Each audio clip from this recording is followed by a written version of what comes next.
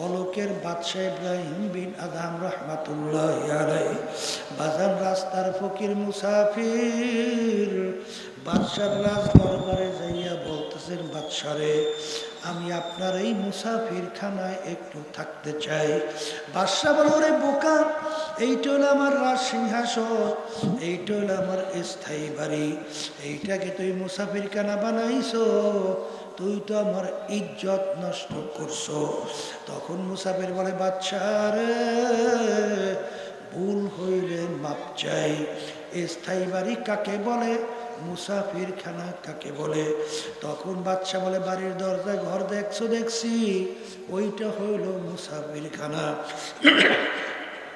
হুজুর ওইটার পরিচয় কি? বলে, রাস্তায় পথিক চলতেছে, রাত্রি হয়ে গেল, অস্থায়ীভাবে রাত্রি যাপন করলো, পরদিন ভোরে উঠে তার গন্তব্যের দিকে সে চইলা যায়, এইভাবে অস্থায়ীভাবে আসে যায়, তাকে বলা হয় মুসাফির খানা। হুজুর স্থায়ী বাড়ি কাকে বলে? বলে, যেখানে সব সময়ের জন্য মানুষ থাকে।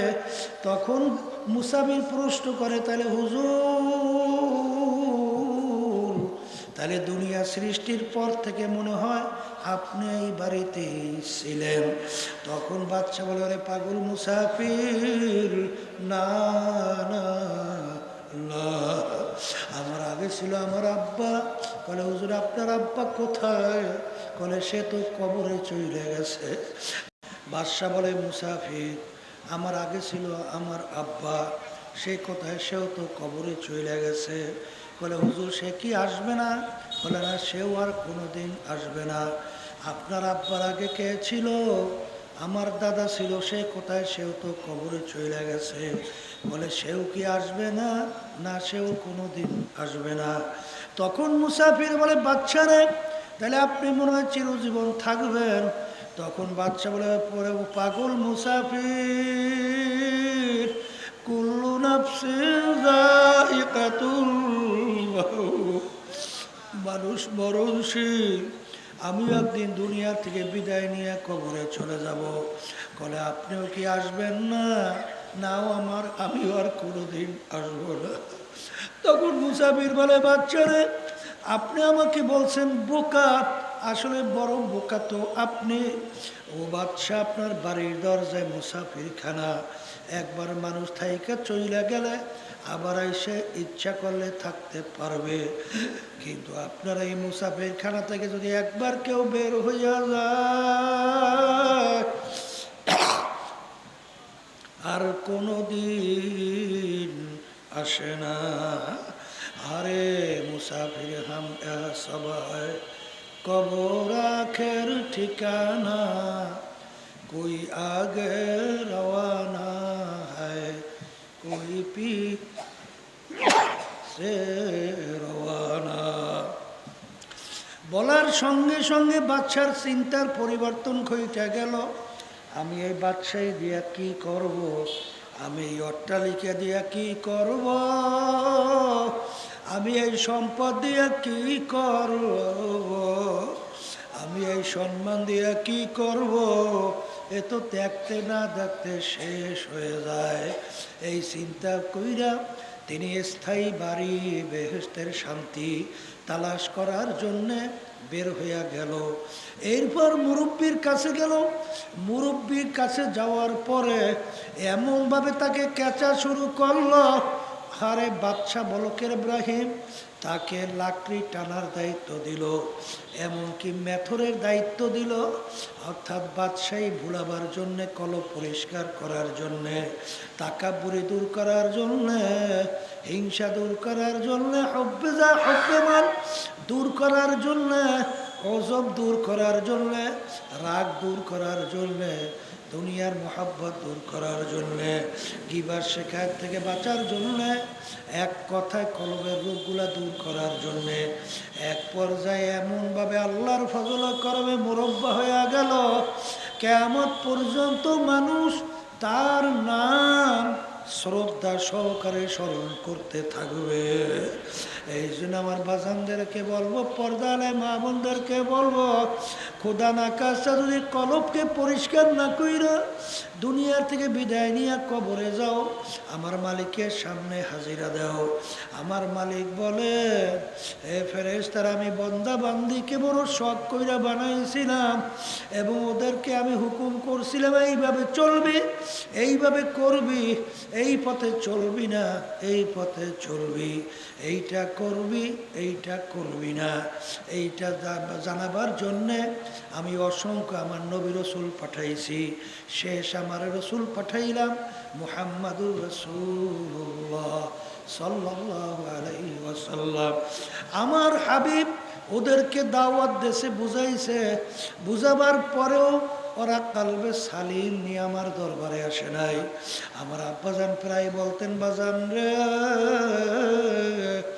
নতুন দুলা মেয়া তার জন্য কত সুন্দর ফুলের বিছানা তৈরি করলো, নতুন বিছানায় আসবে, নতুন দুলা মেয়া আসবে আর নতুন বিছানায় জায়গা দিয়ে দিবে। কিন্তু দুলা মেয়ের এমন পেট খারাপ হয়ে গেল, পানির মতো বাথরুম হয়, তখন আফসোস করে, আফসোস, নতুন দুলা মেয়ের জন্য কত সুন্দর ফুলের বিছানায় সাজে সজ্জিত করছিলাম, আসবে, নতুন বিছানায় জায়গা দেব, কিন্তু এমন তার রোগ হয়ে গেল, এই অবস্থায় নতুন বিছানায় জায়গা দেওয়া যাবে না, তাড়াতাড়ি নিয়ে যাও হসপিটালে চিকিৎসার জন্য।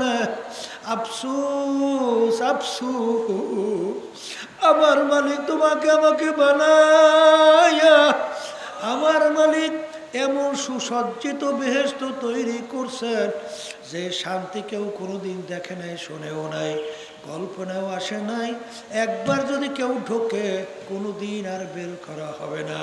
কিন্তু আমার মালিক শর্ত লাগাইছেন, ইল্লা মান আতাল্লাহ বিকলবিন সালিম, পরিষ্কার কলব ছাড়া আমার পবিত্র জায়গা বেহেশতের মধ্যে হবে না।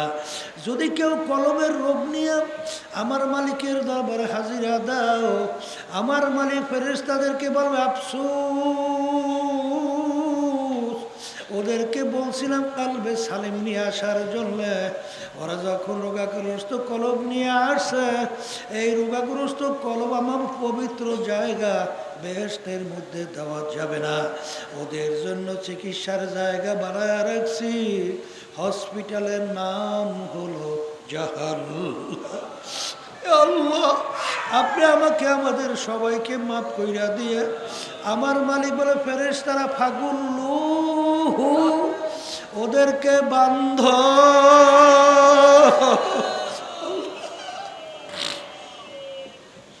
ফাগুল্লু, ওদেরকে বান্ধ, মিন ওয়ারাইহিম জাহান্নাম, ওদেরকে পিকা পিকা জাহান্নামে ফালাও, ওদের জন্য আমার কোনো মায়া।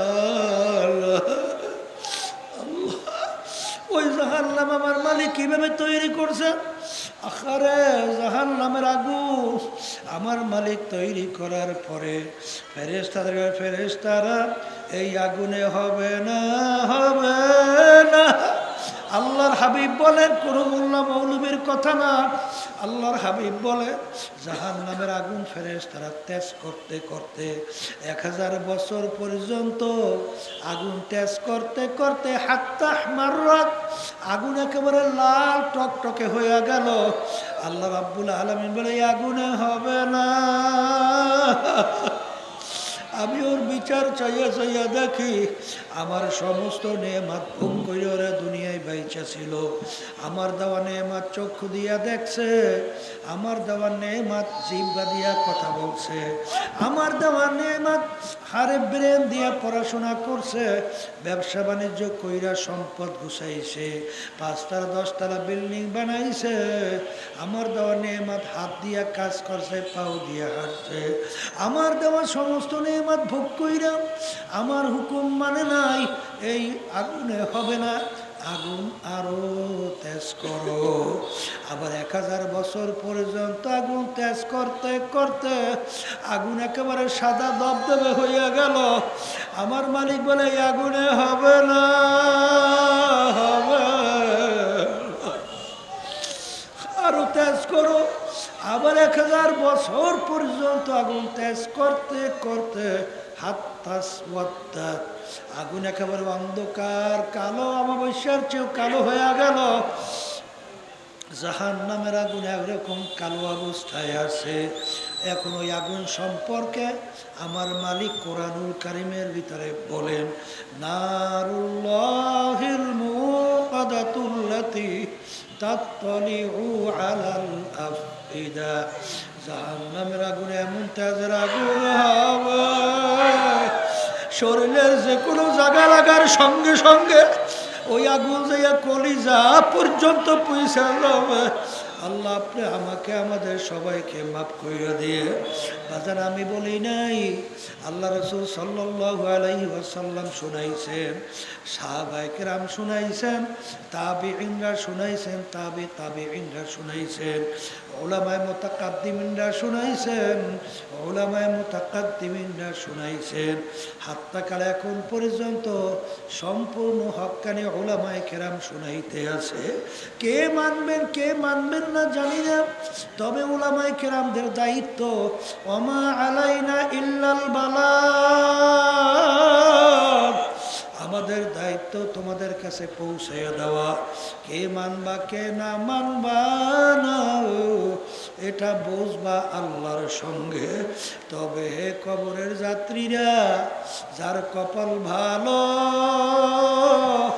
দুনিয়ায় থাকা অবস্থায় চিন্তা ভাবনা কইরা কলবে সালিম তৈরি কইরা আল্লাহর হুকুম নবীর তরিকা অনুযায়ী চইরা তারপর দুনিয়া থেকে বিদায় নিয়ে কবরের পথে চলবে। আর যাদের কপালে খারাপ, যাদের কপাল পুইরা গেছে, তারা আমাদের কথার কোনো মূল্য দেবে না, উলামায়ে কেরাম হক্কানির কথার কোনো গুরুত্ব দেবে না, কোরআন এবং হাদিসের কোনো গুরুত্ব দিবে না। তখন তারা বেপথে হাঁটতে থাকবে। এই জন্য বাজানদেরকে বলবো, আজকে সূর্য গরমের দিনে দেখো শরীরের ভিতরে বেশি উঠে যায়। 9,30,00,000 মাইল দূর থেকে সূর্য যখন ঠান্ডা জমিনে তাপ দেয়, এই তাপে তুমি আর আমি সহ্য করতে পারি না, অস্থির হইয়া ছায়ার নিচে দৌড়াই। এই কবরের যাত্রীরা, কিয়ামতের ময়দানে আমার মালিক, আখারে ওই কিয়ামতের ময়দানে সূর্য আমার মালিক 1 হাত বা 1.5 হাত মাথার উপরে উব্বুর করে ছাইরা দেবে। কিয়ামতের ময়দানে ঘর নাই, বাড়ি নাই, গাছ নাই, পানিও নাই, বাগুনটাও কোনো জায়গা নাই। জমিনটা হবে তামার জমিন, জমিন হবে তামার জমিন। সূর্যের তাপ যখন তামার মধ্যে লাগবে, ওই কিয়ামতের ময়দান পুরিয়া লাল চামড়ার মতো লাল হয়ে যাবে। আরে বাগুনাও জায়গা নাই। সূর্যের তাপে নাফরমানদের তালুটা টাস টাস কইরা ফাইটা মগজগুলা টকবক করে ভাতের মতো উতলাইয়া বাইয়া বাইয়া পড়তে থাকবে। লা ইয়ামুতু ফিহা ওয়ালা ইয়াহইয়া, কি যাতনা বিষয়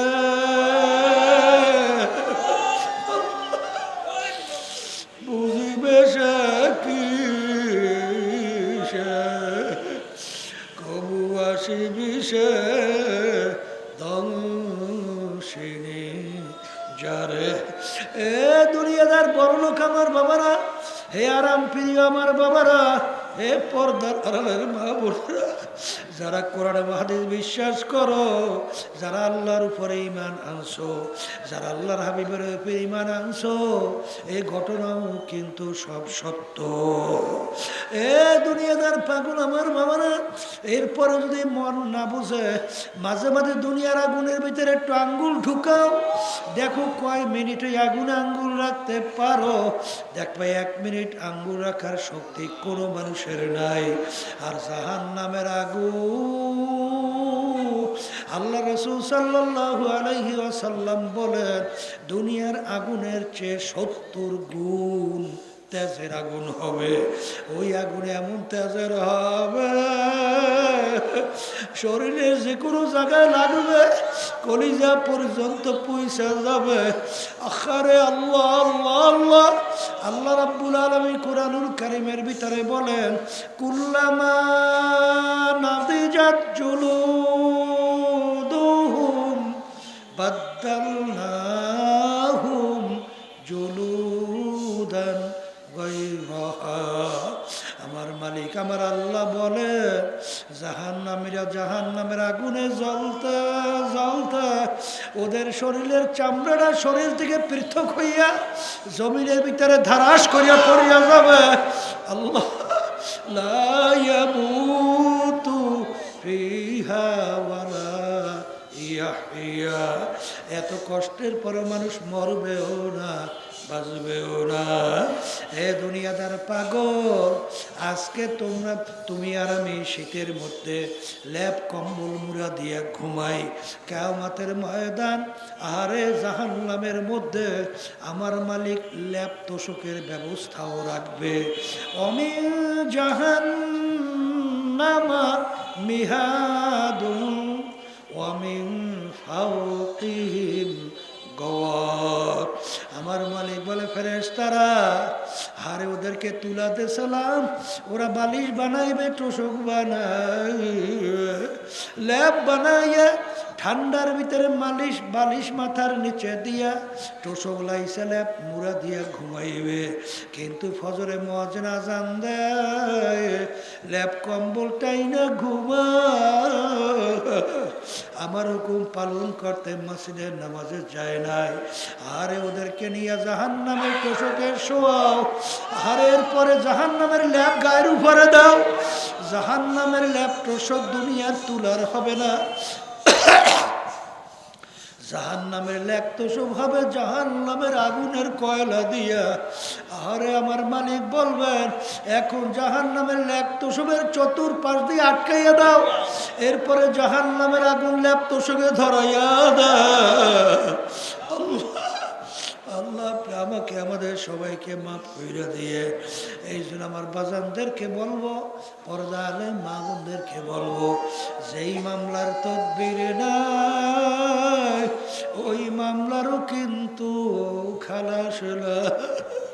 এই জন্য আল্লাহর নবীর ইতিহাস পড়লে দেখবে, সাহাবায়ে কেরামদের ইতিহাস পড়লে দেখবে, তারা কাঁদতে কাঁদতে আমার মালিকের কবরে চলে গেছে। আর চোখের পানি ছাড়া জাহান্নামের আগুন ঠান্ডা হবে না। আমার মালিক বন্দাবান্দির চোখের পানি সহ্য করতে পারে না।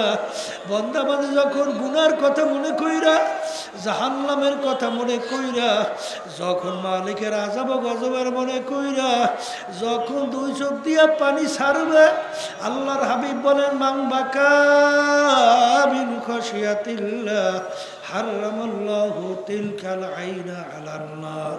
যেই চক্ষু আমার মাওলার ভয় কাঁদবে, ওই চক্ষুর জন্য জাহান্নামের আগুন হারাম কইরা দেবে।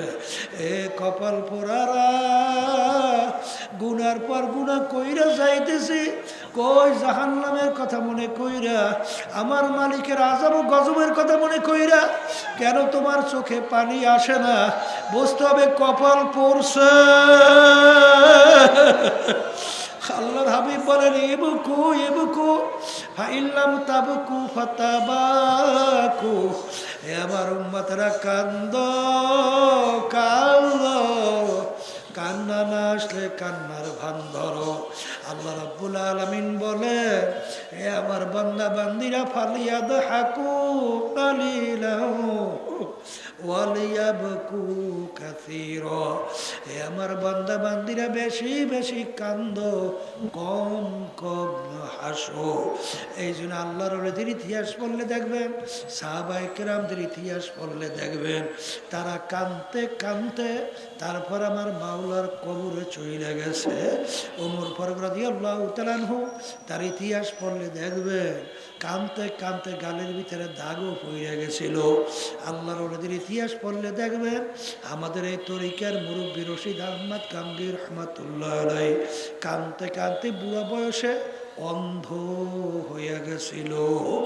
আসলে বাজান রে, দুনিয়ার পরিচয় পাওয়ার কারণে আজকে দুনিয়ার জন্য পাগল, সম্পদের জন্য পাগল, সম্মানের জন্য পাগল। আর যারা আখেরাতের পরিচয় পাইছে, তারা আখেরাতের কামাই সম্বল কামাই করার জন্য পাগল, তারা আল্লাহকে রাজি খুশি করার জন্য পাগল, তারা বেহেশতে যাওয়ার জন্য পাগল, জাহান্নাম থেকে বাঁচার জন্য পাগল। আমার মালিক বড় দয়ার, বড় মায়ার। আমার মালিক যখন মাহফিলে নিয়ে আসছেন, আমার মালিক বড় দয়ার, বড় মায়ার। দু চোখের পানি ছাইরা আমার মালিকের কাছে দোয়া করো। আমার মালিকের কাছে দোয়ার মতো দোয়া যদি করতে পারো, আমার মালিক তোমাকে আমাকে জাহান্নামে ফালাবে না, শয়তানের হাতে সুপর্দ করবে। আমার মালিক তোমাকে আমাকে ধোয়াইয়া পোষাইয়া তার কুদরতে কোলের মধ্যে জাগা না দিয়া পারবে না। এ মুসাফির বান্দো গাঠুরি, বহুদূরে ঠিকানা।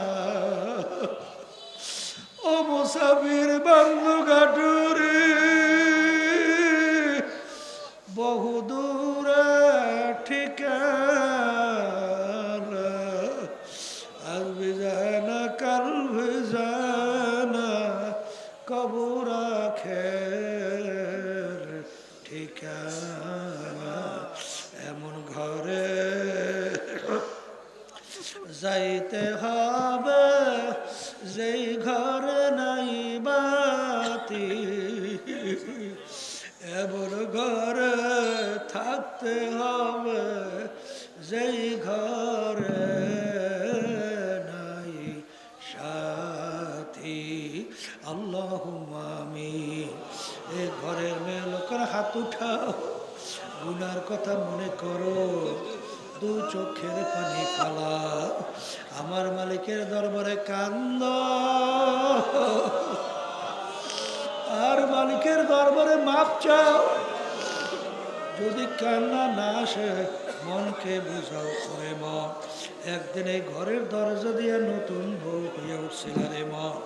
কত মেয়ে লোকে শরবত খাওয়াইলো, কত মেয়ে লোকে বাতাস করলো। আবার এমন একটা দিন আসবে, এই ঘরের দরজা দিয়ে মরা লাশ হইয়া বের হওয়া। ছেলে কানবে মামা করে, মেয়ে কানবে মা করে। জবাব তো আর দিবা না। হে আল্লাহ, আপনি মাঠের দিকে তাকাইয়া দেখেন আপনার বান্দারা কিভাবে কান্দে। মালিক, আমাদের ছেলেও মরে নাই, মেয়েও মরে নাই, গুনাহ করে বসছি রে, মাফ করে দেন গো মাওলা, মাফ করে দেন। এ আল্লাহর বান্দারা জোর করিয়া কান্দে, জোর করিয়া কান্দে। সন্তান মারা গেলে চোখে পানি আসে, সম্পদ নষ্ট হয়ে গেলে চোখের ভিতরে পানি আসে। তোমার আমার গুনার কারণে জাহান্নামের আগুন জ্বলছে, জাহান্নামের আগুন চোখের পানি ছাড়া ঠান্ডা হবে না। মালিক যাদের উসিলায় মাহফিল হইল,